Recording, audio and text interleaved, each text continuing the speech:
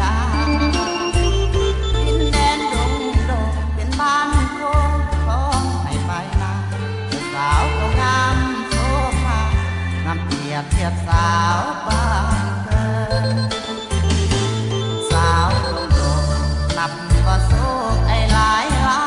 โมโหสั่งบุญและปางใดจึงมาพบน้องจนได้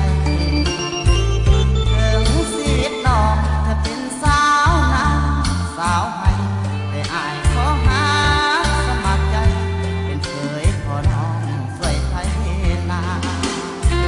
บ่าวนักศึกษานักสาวนาป้าบ่พา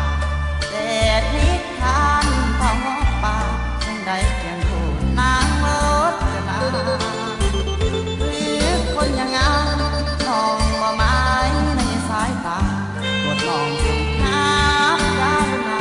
ฮักเปล่าไทยไทยใจดีสาวคนโด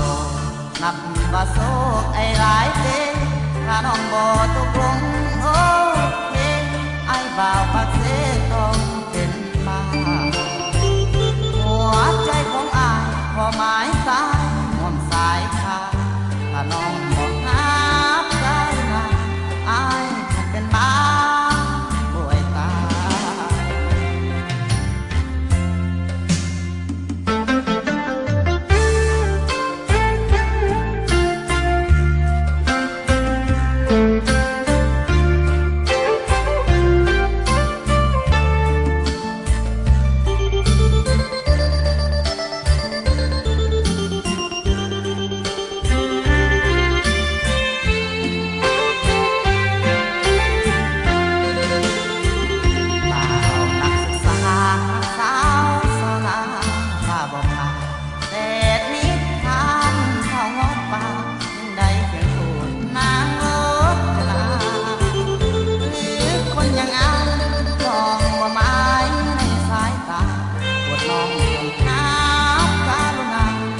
เบาในไต